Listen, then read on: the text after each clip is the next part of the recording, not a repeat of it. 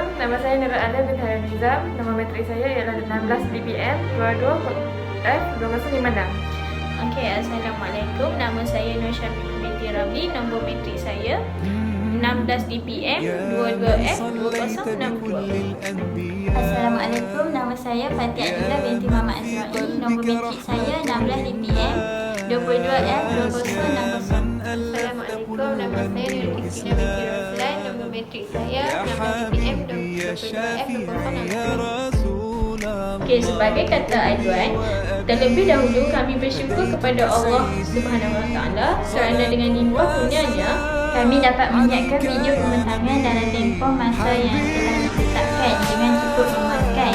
Sedaan kepada Tuhan dan kepada keluarga Nasnah, selaku seorang dan Islam Menurut. Di atas bimbingan dan tunjuk saja benar kepada kami dalam proses kesihatan tugasan yang kami jalani.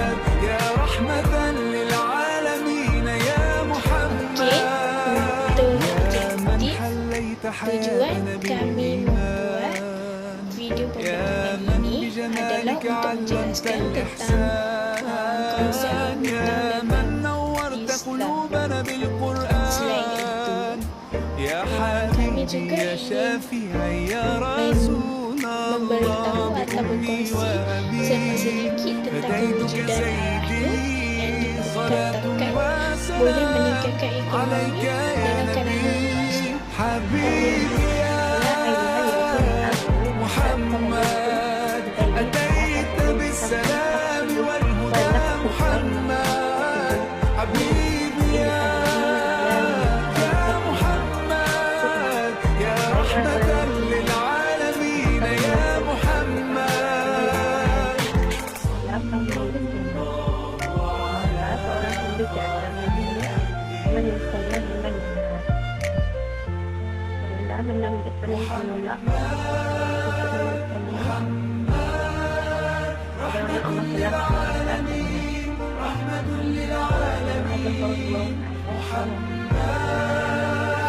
Okey, sebagai pengenalan isu iaitu sifat suku berhutang adalah satu sifat yang tidak elok. Disebabkan sifat ini, ramai umat Islam yang boleh diisytiharkan muflis. Ini kerana Islam membolehkan untuk berhutang, tetapi bukanlah untuk tujuan bersenang-senang atau berfoya-foya dengan pinjaman atau hutang yang dilakukan atau dibuat-buat.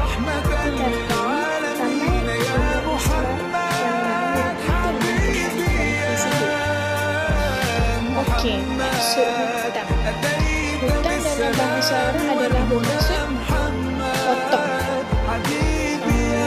Seterusnya, dalam istilah para fuqaha pula adalah hutang ini memberi hak milik sesuatu barangan kepada orang lain dengan syarat barangan tersebut dikembalikan dalam keadaan yang sama atau keadaan yang baik serta tanpa ada apa-apa tambahan yang diminta. Selain itu, kami juga akan berkongsikan atau membincangkan tentang kesan. Kami akan menekankan tentang kesan dan fungsi Ar-Rahnu yang dikatakan boleh meningkatkan ekonomi dalam kalangan umat Islam. Faktor hutang adalah kos sara hidup yang tinggi, sikap materialistik, tingkah laku tamak, pengurusan kewangan yang lemah, tahap pendayaan rendah, kad kredit dan pinjaman pendidikan. Kajian ini juga membincangkan batasan dan cadangan untuk kajian masa depan. Kesan hutang. Pertama, mengalami tekanan perasaan dan masalah kesihatan. Berhutang melebihi kemampuan akan meletakkan seseorang individu itu di dalam keadaan yang tidak seharusnya kerana hutang yang ada melebihi pendapatan yang dimiliki. Ini membawa pada punca tekanan perasaan, masalah kesihatan. Masalah yang seperti ini tidak boleh dipandangkan kerana ada yang sanggup mengambil jalan singkat seperti membunuh diri bagi mengelakkan daripada membayar hutang. Tekanan perasaan dan masalah kesihatan boleh menyebabkan prestasi memperlembabkan pekerjaan dan membawa kepada masalah yang lebih besar. Kedua, mempunyai segi ekonomi pun pada sisi pertama mempunyai segi perdagangan. Jika sesebuah pegawai itu mengalami keadaan ekonomi, sudah pasti akan mengalami pengemudian bertanggung. Perbelanjaan perbelanjaan anak-anak, pembayaran SSI seperti rumah dan kereta akan terganggu kerana hutang yang tinggi. Suami dan isteri akan sentiasa bertengkar berjalan kepada masalah yang tiada kesudahan. Akhirnya penyelesaian menjadi penyelesaian namun hutang masih ada. Yang ketiga, peningkatan aktiviti jemaah dalam masyarakat. Mereka yang hidup menyumbang dengan muka salinan dan berjalan mudah untuk mendapatkan duit dengan cara meminjam ambil. Kita sedia maklum akan bahaya buat pinjaman dengan mereka kerana faedah pinjaman yang tinggi. Bisnes pukul, jus ancaman maklum tersebut tidak asing lagi dengan sedikit pinjaman ambil. Sebenarnya jenayah seperti ini bukan saja mengganggu kehidupan kita, malah masyarakat setempat. Mereka yang terdesak dengan hutang menyebabkan adanya sambut mati dan sebagainya dengan membayar hutang yang lebih. Yang keempat, menandakan risiko muklis. Sekiranya anda berhutang dengan pihak yang anda tidak mampu untuk bayar hutang tersebut, anda akan diisytiharkan sebagai muklis. Nama anda akan disenara hutang dan aset-aset anda akan dirampas atau disita oleh pihak bank. Perbelanjaan menggunakan kredit kad contohnya mampu merangkap pengguna untuk belanja tidak ada batas, berkuasa untuk jangka masa pendek, memberi kesan untuk kehidupan anda di masa depan. Belajar kawal perbelanjaan dan belajar berhemah. Ini adalah langkah-langkah untuk mengelakkan daripada bank. Sebenarnya bukan tidak ikut budget. Untuk mengawal penggunaan tersebut adalah untuk membayar semua peluang semua dan dua, serta meletakkan simpanan anda di akaun bulanan terlebih dahulu.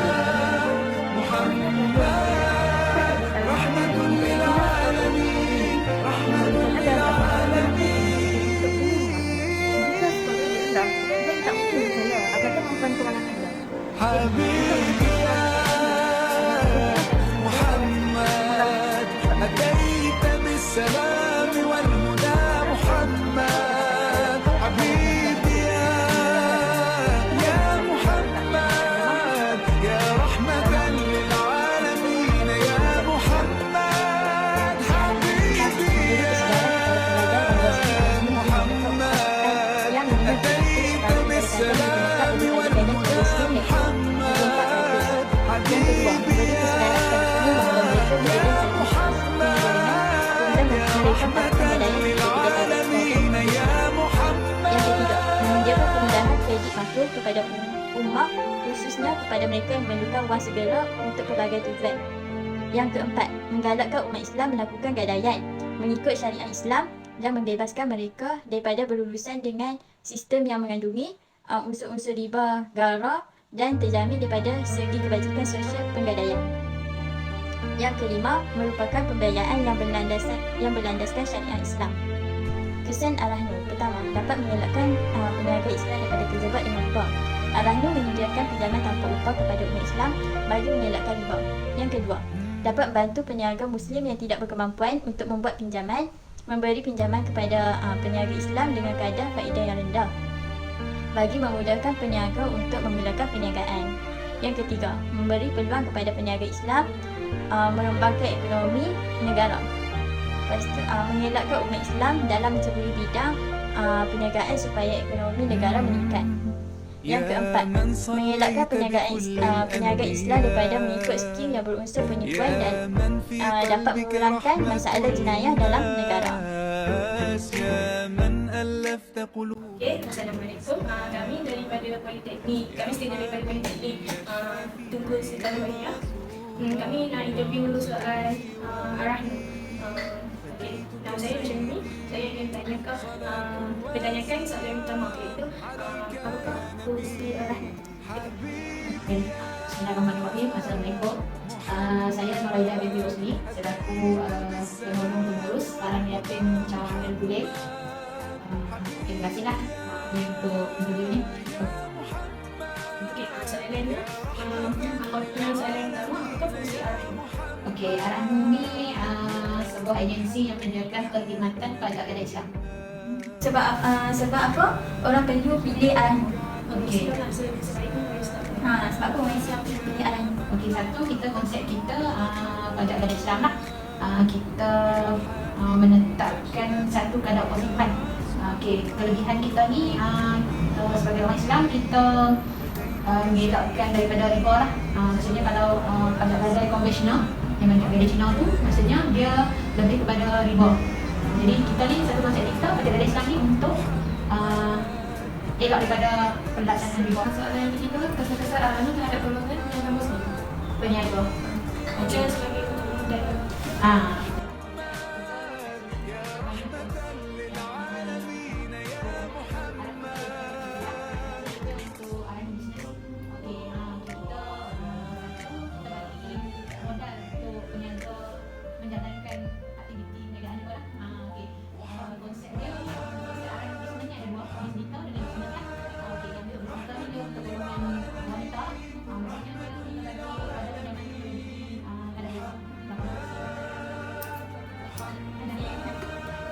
رحمة للعالمين رحمة للعالمين محمد